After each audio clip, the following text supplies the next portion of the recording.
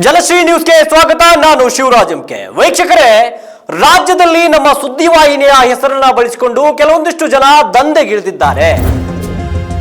ಈಗಾಗಲೇ ಅಂತ ವ್ಯಕ್ತಿಗಳ ಮೇಲೆ ಕಾನೂನು ಕ್ರಮ ತೆಗೆದುಕೊಳ್ಳುವುದಕ್ಕೆ ಜಲಶ್ರೀ ಸುದ್ದಿವಾಹಿನಿ ಮುಂದಾಗಿದೆ. ಇದನ್ನ ಯಾಕಪ್ಪ ಹೇಳ್ತಾ ಇದ್ದೀನಿ ಅಂತಂದು ಹೇಳಿದ್ರೆ, ಇತ್ತೀಚೆಗಷ್ಟೇ ಒಬ್ಬ ಧರ್ಮರಾಜ್ ಕಟಾರೆ ಅನ್ನುವಂತ ವ್ಯಕ್ತಿ ಜಲಶ್ರೀ ಸುದ್ದಿವಾಹಿನಿಯ ವಿರುದ್ಧ ಒಂದು ಫೇಕ್ ನ್ಯೂಸ್ ಅನ್ನ ಸೋಷಿಯಲ್ ಮೀಡಿಯಾದಲ್ಲಿ ಹಾಕಿರ್ತಾರೆ.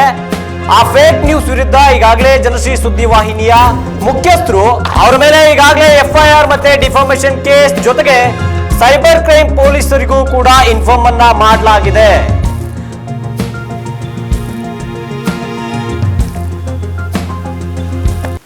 ಏನೋ ಇದೇ ವಿಚಾರಕ್ಕೆ ಸಂಬಂಧಪಟ್ಟ ಹಾಗೆ ಮಾತನಾಡಲಿಕ್ಕೆ ನಮ್ಮ ಜೊತೆ ಜಲಶ್ರೀ ಸುದ್ದಿವಾಹಿನಿಯ ಮುಖ್ಯಸ್ಥರು ನೇರ ಸಂಪರ್ಕದಲ್ಲಿದ್ದಾರೆ. ಮೇಡಮ್ ನಮಸ್ಕಾರ, ಏನ್ ಹೇಳ್ತೀರಾ ಈ ವಿಚಾರಕ್ಕೆ ಸಂಬಂಧಪಟ್ಟ ಹಾಗೆ? ನಮಸ್ಕಾರ ಶಿವರೇ. ಮೇಡಮ್, ಏನಂತ ಹೇಳಿದ್ರೆ, ಜನಶ್ರೀ ನ್ಯೂಸ್ಗೆ ಸಂಬಂಧಿಸಿ ಒಬ್ಬ ಅನಾಮಿಕ ವ್ಯಕ್ತಿ ಒಬ್ರು ವಿಜಯ್ ಮ್ಯಾನ್ ಅನ್ನುವಂತ ಅಕೌಂಟ್ ಇಂದ ಒಂದು ಫೇಕ್ ನ್ಯೂಸ್ ಅನ್ನ ಹಾಕಿದ್ದಾರೆ. ಫೇಕ್ ನ್ಯೂಸ್ ಅನ್ನ ಹಾಕಿದ್ದಾರೆ. ಅದ್ರ ಬಗ್ಗೆ ಏನ್ ಸ್ಪಷ್ಟನೆ ಕೊಡೋದಕ್ಕೆ ತಾವು? ಆಕ್ಚುಲಿ ಇದನ್ನು ನನ್ನ ಗಮನಕ್ಕೆ ಬಂದಿದೆ. ನಿನ್ನೆ ಅವ್ರೇನೋ ಪೋಸ್ಟ್ ಹಾಕಿದ್ದಾರೆ ಅಂತ ಹೇಳಿ ಲಿಂಕ್ ನಾನು ನೋಡಿದೆ. ಅದ್ರ ಬಗ್ಗೆ ವಿವರಣೆ ಕೊಡ್ಲಿಕ್ಕೆ ನಾನು ಇಷ್ಟಪಡ್ತೀನಿ. ನಮ್ಮ ಜನಶ್ರೀ ವಾಹಿನಿಯಲ್ಲಿ ಇವರು ಫೋನ್ ಮಾಡಿ ನನಗೆ, ನಾನು ಹುಬ್ಳಿ ರಿಪೋರ್ಟರು ಅದು ಇದು ಅಂತ ಹೇಳಿದ್ರು. ಇವ್ರದ್ದು ಫಸ್ಟ್ ಕಾಲ್ ಬಂದಿದ್ದು ನನಗೆ 28ನೇ ತಾರೀಕು 5ನೇ ತಿಂಗಳು ಸಂಜೆ ಒಂದು 6:45 ಸಮಯಕ್ಕೆ ನನಗೆ ಒಂದು ಕಾಲ್ ಬರುತ್ತೆ. ನಾನು ಆ ಒಂದು ಅವ್ರು ಏನು ಹಾಕಿದಾರಲ್ಲ, ಸ್ಕ್ಯಾಮ್ ಮಾಡ್ತಾ ಇದ್ದಾರೆ ಅಂತ ಹೇಳಿ ನಂದೊಂದು ವಾಯ್ಸ್ ರೆಕಾರ್ಡ್ ಹಾಕಿದ್ದಾರೆ ಅವರು. ಅದರಲ್ಲಿ ನೀವು ಡೀಟೇಲ್ ಆಗಿ ನೋಡ್ಬೋದು. ನಾನು ಫೋನ್ ತೆಗೆದಿದ ತಕ್ಷಣ ಯಾರು ಅಂತ ಕೇಳ್ತೀನಿ.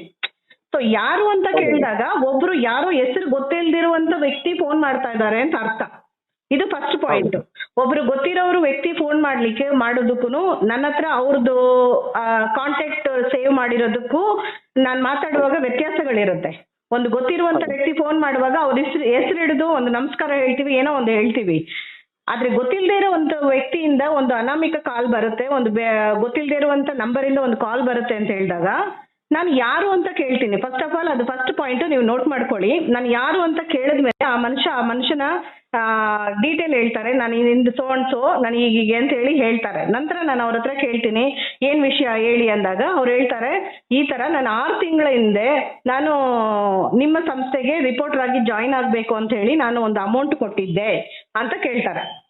ಸೊ ಅಮೌಂಟ್ ಯಾರಿಗೆ ಕೊಟ್ಟಿದ್ದಾರೆ ಅಂತ ಹೇಳಿದ್ರೆ, ನಾವು ಇಲ್ಲಿ ಇನ್ಚಾರ್ಜ್ ಆಗಿ ಇಟ್ಟಿದ್ದಂತ CEO ಆಗಿ ಇಟ್ಟಿದ್ದಂತ ವಿಜಯ್ ಮುನಿಯಪ್ಪ ಅನ್ನೋರು ಬಂದು ಇವರನ್ನ ಜಿಲ್ಲಾ ರಿಪೋರ್ಟರ್ ಆಗಿ ನಾನು ನಿಮ್ಮನ್ನ ಆಯ್ಕೆ ಮಾಡ್ತೀನಿ ಅಂತ ಹೇಳಿ ಅವರಿಗೆ ಮಾತು ಕೊಟ್ಟು ಅವ್ರ ಹತ್ರ ID ಕಾರ್ಡ್ಗೂ ಏನೋ ಒಂದು ವಿಷಯಗಳನ್ನ ಹೇಳಿ ಅವರು ಆ ಅಮೌಂಟ್ ನ ತಗೊಂಡಿದ್ದಾರೆ. ಬಟ್ ಅಮೌಂಟ್ ತಗೊಂಡಿದ್ದಾರೆ, ಅದು ಯಾರು ತಗೊಂಡಿದ್ದಾರೆ ಅನ್ನೋದು ಇಲ್ಲಿ ಮುಖ್ಯ. ಅವರು ಮನುಷ್ಯ ಫೋನ್ ಮಾಡಿದಂತ ವ್ಯಕ್ತಿ ಸ್ಕ್ರೀನ್ ಶಾಟ್ ಹಾಕಿದ್ದಾರೆ. ನಾನು ಆ ಸ್ಕ್ರೀನ್ ಶಾಟ್ ನ ಚೆಕ್ ಮಾಡಿದಾಗ ಅಮೌಂಟ್ ಬಂದು ಸಂಸ್ಥೆಗೆ ಬಂದಿಲ್ಲ, ಇಲ್ಲ ನನಗೂ ಬಂದಿಲ್ಲ, ಇಲ್ಲ ಸಂಸ್ಥೆಯಲ್ಲಿರುವಂತ ಡೈರೆಕ್ಟರ್ಸ್ ಗಳಿಗೆ ಯಾರಿಗೂ ಅಮೌಂಟ್ ಬಂದಿಲ್ಲ. ಅದು ಇಲ್ಲಿ ಕೆಲಸ ಮಾಡುವಂತ ಸಿಬ್ಬಂದಿ ಆದಂತ ವಿಜಯ್ ಮುನಿಯಪ್ಪನವರ ಅಕೌಂಟಿಗೆ ಬಂದಿದೆ. ಹೀಗೆ ಅವ್ರ ಅಕೌಂಟಿಗೆ ಪರ್ಸನಲ್ ಆಗಿ ದುಡ್ಡು ಬರುವಾಗ ನಾವು ಸಂಸ್ಥೆಯವರು ಆಗ್ಲಿ, ಸಂಸ್ಥೆಯಲ್ಲಿರುವಂತ ಡೈರೆಕ್ಟರ್ ಆಗ್ಲಿ, ಇದಕ್ಕೆ ನಾವು ಜವಾಬ್ದಾರಿ ವಹಿಸ್ಕೊಳ್ಳಿಕ್ಕೆ ಆಗೋದಿಲ್ಲ. ಸಂಸ್ಥೆನವರಾಗ್ಲಿ, ಸಂಸ್ಥೆಯಲ್ಲಿರುವಂತ ಡೈರೆಕ್ಟರ್ ಆಗ್ಲಿ ನಿಮ್ಮ ಹತ್ರ ದುಡ್ಡು ಕೇಳಿ ಈಸ್ಕೊಂಡಿದ್ದಿದ್ರೆ ಅದಕ್ಕೆ ನಾವು ಜವಾಬ್ದಾರಿ ಹೊತ್ಕೊಳ್ತೀವಿ. ನೀವು ಸಂಸ್ಥೆಯಲ್ಲಿ ಕೆಲಸ ಮಾಡುವಂತ ಸಿಬ್ಬಂದಿಗಳಿಗೆ ಏನಕ್ಕೋ ದುಡ್ಡು ಹಾಕ್ಬಿಟ್ಟು ನಾನು ಸಂಸ್ಥೆಗೆ ಕೊಟ್ಟಿದ್ದೀನಿ, ನೀವು ನಮ್ಮನ್ನ ಅಧಿಕೃತವಾಗಿ ಜಿಲ್ಲಾ ರಿಪೋರ್ಟರ್ ಆಗಿ ನೀವು ತಗೊಳ್ಳೇಬೇಕು ಅಂತ ಹೇಳಿ ಯಾರು ಇಲ್ಲಿ ಬಲವಂತ ಮಾಡೋಂಗಿಲ್ಲ. ಸೊ ಈ ಮನುಷ್ಯ ಮಾತಾಡಿದಂತ ಆ ಒಂದು ಏನು 3 ಮಿನಿಟ್ಸ್ ನನ್ನ ಹತ್ರ ಇದಿದೆ, ಕಾಲ್ ಲಿಸ್ಟ್ ಇದೆ. ಅದರಲ್ಲಿ ಕೆಲವೊಂದು ಅವನಿಗೆ ಬೇಕಾದಂತ ವಿಷಯಗಳನ್ನ ಕ್ರಾಪ್ ಮಾಡಿ ಏನೋ ಮಾಡಿ ಹಾಕೊಂಡಿದ್ದಾರೆ. ಬಟ್ ಅದು ಮಾಡಿದಂತ ವಿಷಯ ಅವರು ಆ ವಾಯ್ಸ್ ರೆಕಾರ್ಡ್ ನಲ್ಲೂ ನೀವು ನನಗೆ ದುಡ್ಡು ಹಾಕಿದ್ದೀರಾ ಅಂತಾನು ನಾನು ಎಲ್ಲೂ ಹೇಳಿಲ್ಲ. ಆ ಮನುಷ್ಯನು ಮೇಡಮ್ ನಾನು ನಿಮಗೆ ದುಡ್ಡು ಹಾಕಿದ್ದೀನಿ ಅಂತಾನು ಪ್ರಸ್ತುತ ಮಾಡಿಲ್ಲ.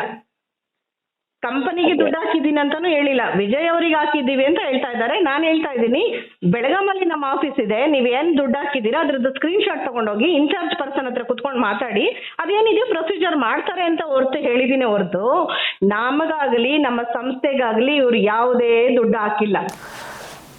ಮೇಡಮ್, ಅವ್ರೇನಾದ್ರೂ ಆಫೀಸಿಗೆ ಬಂದು ನಿಮ್ಮನ್ನ ಮೀಟ್ ಮಾಡುವಂತ ಪ್ರಯತ್ನ ಏನಾದ್ರೂ ಮಾಡಿದ್ರಾ? ಅವರಿಗೆ ನೀವು ಒಂದು ವೇಳೆ ದುಡ್ಡು ಹಾಕಿದ್ರೆ ಬಂದು ನಮ್ಮನ್ನ ಮೀಟ್ ಮಾಡಿ ಆಫೀಸಲ್ಲಿ ಬಂದು ನಮ್ಮ ಹತ್ರ ಮಾತಾಡಿ ಅಂತ ಹೇಳಿದೆ. ಆ ಮನುಷ್ಯ ಬರ್ಲಿಕ್ಕೆ ರೆಡಿ ಇಲ್ಲ. ಅವ್ರಿಗೆ ಏನಂತ ಹೇಳಿದ್ರೆ, ನನಗೆ ಹುಬ್ಳಿ ರಿಪೋರ್ಟರ್ ಆಗಿ ನೀವು ನನ್ನನ್ನು ಅಪಾಯಿಂಟ್ ಮಾಡಲೇಬೇಕು ಅನ್ನೋದು ಒತ್ತಾಯ ಅವರಿಗೆ ನಮ್ಮ ಹತ್ರ. ನಮಗೆ ಕೆಲವೊಂದು ನಿಯಮಗಳಿರುತ್ತೆ, ಕೆಲವೊಂದು ಕ್ರೈಟೇರಿಯಾಸ್ ಇರುತ್ತೆ, ಇಂಥವ್ರನ್ನೇ ಅಪಾಯಿಂಟ್ ಮಾಡಬೇಕು, ಇಂಥವ್ರನ್ನೇ ರಿಪೋರ್ಟರ್ಸ್ ಆಗಿ ನಾವು ತಗೊಳ್ಬೇಕು ಅಂತ ಹೇಳಿ ನಮಗೊಂದು ಕೆಲವು ರೂಲ್ಸ್ ಅಂಡ್ ರೆಗ್ಯುಲೇಷನ್ಸ್ ಕಂಪನಿಯಿಂದ ಇರುತ್ತೆ. ಬಟ್ ಇವರು ಒತ್ತಾಯ ಪೂರ್ವಕವಾಗಿ ಇವ್ರನ್ನ ತಗೊಂಡಿಲ್ಲ ಅನ್ನೋ ಕಾರಣಕ್ಕೋಸ್ಕರ ಇವ್ರು ಏನಕ್ಕೋ ಯಾರಿಗೋ ದುಡ್ಡು ಹಾಕ್ಬಿಟ್ಟು ಈಗ ಸಂಸ್ಥೆ ಅದನ್ನ ದುಡ್ಡು ವಾಪಸ್ ಕೊಡ್ಬೇಕು ಅಂದ್ರೆ ಯಾವ ಕಾರಣಕ್ಕೂ ಕೊಡ್ಲಿಕ್ಕಾಗಲ್ಲ.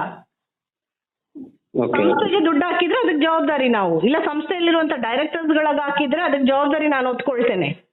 ಸಂಸ್ಥೆನಲ್ಲಿ 1000 ಜನ ಸಿಬ್ಬಂದಿಗಳು ಬರ್ತಾರೆ, 1000 ಜನ ಇನ್ಚಾರ್ಜ್ಗಳು ಬರ್ತಾರೆ, ಅವರು ಹೋಗ್ತಾರೆ. ಬಟ್ ಸಂಸ್ಥೆ ಆದಂತದ್ದು ಸಂಸ್ಥೆ ಅಲ್ಲೇ ಇರುತ್ತೆ ತಾನೆ.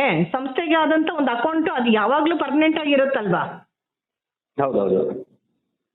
ನಾವು ಅಡ್ವರ್ಟೈಸ್ ಕೊಡ್ಲಿಕ್ಕೆ ಕೆಲವು ಜಾಹೀರಾತುಗಳಿಗೆ ನಾವು ಅಮೌಂಟ್ ತಗೊಳ್ತೀವಿ ಸಂಸ್ಥೆಗೆ. ಕೆಲವರೆಲ್ಲ ಸಂಸ್ಥೆಗೆ ಡೈರೆಕ್ಟ್ ಆಗಿ ಹಾಕಿದ್ದಾರೆ, ಅದಕ್ಕೆ ನಾವು ರೆಸಿಪ್ಟ್ ಕೊಟ್ಟಿರ್ತೀವಿ, GST ರೆಸಿಪ್ಟ್ ಕೊಟ್ಟಿರ್ತೇವೆ. ಆದ್ರೆ ಇವ್ರ ಹತ್ರ ಯಾವುದೇ ಪುರಾವೆಗಳಿಲ್ಲ, ಕಂಪನಿಗೆ ದುಡ್ಡು ಹಾಕಿದಂತ ಪುರಾವೆಗಳಿಲ್ಲ, ಎಂತದೂ ಇಲ್ಲ, ದಾಖಲೆಗಳು ಇವ್ರ ಹತ್ರ ಇಲ್ಲ. ನಾವು ಯಾವ್ದಾದ್ರು ರೆಸಿಪ್ಟ್ ಕೊಟ್ಟಿದೀವಾ ಇವ್ರು ನಮ್ಗೆ ಕೊಟ್ಟಿರುವಂತ ಜಾಹೀರಾತುಗಳಿಗಾಗ್ಲಿ ದುಡ್ಡಿಗಾಗ್ಲಿ? ಇಲ್ಲ. ಯಾಕಂದ್ರೆ ಇವ್ರ ಕಂಪನಿಗೆ ದುಡ್ಡು ಹಾಕಿಲ್ಲ. ಕಂಪನಿಗೆ ದುಡ್ಡು ಹಾಕದೇ ಇರುವಾಗ ಯಾರೋ ಒಬ್ಬ ವ್ಯಕ್ತಿಗೆ ಅವರ ಪರ್ಸನಲ್ ಅಕೌಂಟ್ಗಳಿಗೆ ದುಡ್ಡು ಹಾಕೋದಕ್ಕೆ ನಾವು ಜವಾಬ್ದಾರಿ ಆಗಲ್ಲ, ನಮ್ಮ ಜನಶ್ರೀ ವಾಹಿನಿ ಕೂಡ ಜವಾಬ್ದಾರಿ ಆಗೋದಿಲ್ಲ ಅಂತ ಹೇಳಿ ನಾನು ಇದರಲ್ಲಿ ಹೇಳಲಿಕ್ಕೆ ಇಷ್ಟಪಡ್ತೇನೆ. ಜೊತೆಗೆ ಈ ಒಂದು ವಿಚಾರಕ್ಕೆ ಸಂಬಂಧಪಟ್ಟ ಹಾಗೆ ಏನೆಲ್ಲ ಕಾನೂನು ಕ್ರಮಗಳನ್ನ ತೆಗೆದುಕೊಳ್ಳೋದಕ್ಕೆ ತಾವು ಮುಂದಾಗಿದ್ದೀರಾ?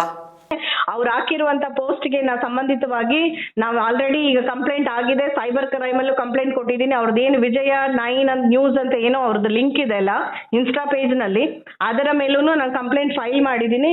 ಈಗ ನಾವು ಕಾನೂನಾತ್ಮಕವಾಗಿ ಏನೆಲ್ಲ ಕ್ರಮಗಳನ್ನ ತೆಗೆದುಕೊಳ್ಬೇಕು, ನನ್ನ ಒಂದು DP ಅನ್ನ ಆ ಮನುಷ್ಯ ಫೋಟೋ ಹಿಡಿದು ನನ್ನ ಪರ್ಮಿಷನ್ ಇಲ್ಲದಿರ ನನ್ನ ಫೋಟೋವನ್ನ ಹಾಕಿ ಅದರಲ್ಲಿ ಸ್ಕ್ಯಾಮ್ ಅಂತ ಹಾಕಿದ್ದಾರೆ, ನನ್ನ ಹೆಸರು ನನ್ನ ಸಂಸ್ಥೆ ಹೆಸರನ್ನು ಕಡಿಸುವಂತ ಹುನ್ನಾರ ನಡೀತಾ ಇದೆ. ಸೊ ಇದಕ್ಕೆ ಬೇಕಾದಂತ ಕಾನೂನಾತ್ಮಕ ಎಲ್ಲ ಕ್ರಮಗಳನ್ನ ನಾನು ತಗೊಳ್ತೀನಿ. ಆ ಮನುಷ್ಯನ ಮೇಲೆ ನಾನು ಯಾರು ಆ ಮನುಷ್ಯ ಮಾಡಿದ್ದಾರೆ ಅವ್ರ ಮೇಲೆ ನಾನು ಡೆಫಮೇಷನ್ ಕೇಸ್ನ ಫೈಲ್ ಮಾಡ್ತಾ ಇದ್ದೀವಿ, ಸೈಬರ್ ಕ್ರೈಮ್ಗೂ ಕೊಡ್ತಾ ಇದ್ದೀನಿ. ಆದರೆ ಏನು ಈ ಪ್ರತಿಫಲ ಇದೆ ಅವ್ರು ಅದು ಅನುಭವಿಸಬೇಕಾಗ್ತದೆ. ಧನ್ಯವಾದಗಳು ಮೇಡಮ್ ತಮ್ಮೆಲ್ಲ ಈ ಮಾಹಿತಿಗಾಗಿ. ವೀಕ್ಷಕರೇ, ಇನ್ನೊಂದು ಗಮನಿಸಬೇಕಾದ ವಿಚಾರ ಏನಪ್ಪಾ ಅಂತಂದು ಹೇಳಿದ್ರೆ, ರಾಜ್ಯದಲ್ಲಿ ನಮ್ಮ ಸುದ್ದಿವಾಹಿನಿಯ ಹೆಸರನ್ನ ಬಳಸಿಕೊಂಡು ದಂಧೆಗಿಳಿದಿರುವಂತಹ ವ್ಯಕ್ತಿಗಳು ಅಥವಾ ಯಾರೇ ಕಂಡು ಬಂದಲ್ಲಿ ನಿಮಗೆ ಎನಿಸಿದ್ರೆ ಆಗ ನೇರವಾಗಿ ಪೊಲೀಸ್ ಠಾಣೆಗೆ ಮಾಹಿತಿಯನ್ನ ಕೊಡಬಹುದು. ಜೊತೆಗೆ ನಮ್ಮ ಸುದ್ದಿವಾಹಿನಿಗೂ ಕೂಡ ಸಂಪರ್ಕ ಮಾಡಿ ವಿಷಯವನ್ನ ತಿಳಿಸಬಹುದು. ನಿರಂತರ ಸುದ್ದಿಗಾಗಿ ನೋಡ್ತಾ ಇರಿ ಜನಶ್ರೀ ನ್ಯೂಸ್.